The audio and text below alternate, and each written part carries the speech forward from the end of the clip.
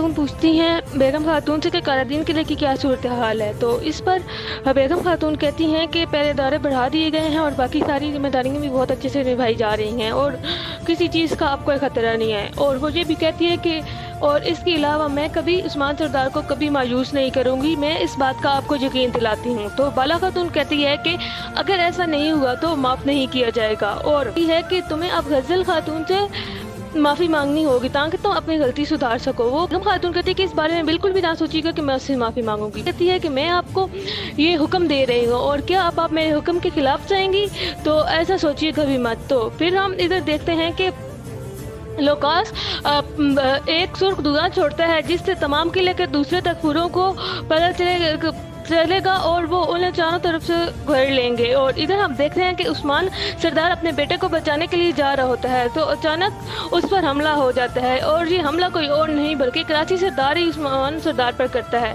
और फिर हम इधर अगले सीन में देखते हैं कि ओलोफेरा उरहान को कहती है कि उरहान रुको, तुम्हें चोट लगी है, तुम्हें अरे जिस्म में से तीर निकालना होगा। और फिर यहाँ पे वो घोड़ा रोकता है और यहाँ पर ओलोफेरा तीर निकालती है और बताती है कि मैं कभी भी उसे शादी ना करती और वहाँ मैं अपनी जान दे देती और उसे शादी ना करती। यहाँ पर हम देखते हैं कि उरहान कहते हैं यहाँ से हम ज़रूर निकलेंगे और इंशाल्लाह हम अपने कबीले भी जाएंगे और फिर जो है उसके बाद अपनी शान शौकत के मुताबिक शादी करेंगे इंशाल्लाह। यहाँ पर उसका सिपाही वो सुर्ख धुआं देख लेता है, कहता है ये क्या है। तो उरहान कहता है कि इससे वो बाकी किलों के तकफूरों को खबर दे रहे हैं ताकि हमारा रास्ता रोक ले।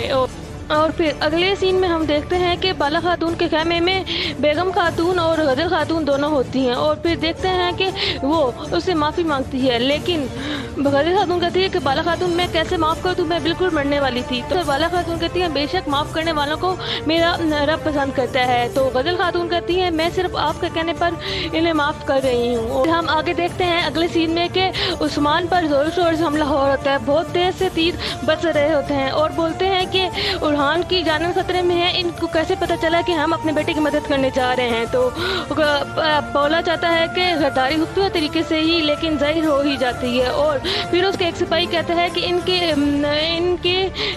सिपाही बहुत ज़्यादा हैं और तीर बहुत तेज़ी से बरस रहे हैं और तीर चारों जानिब से आ रहे हैं, यहाँ से बचकर निकलना मुश्किल ही नहीं बल्कि नामुमकिन है सरदार।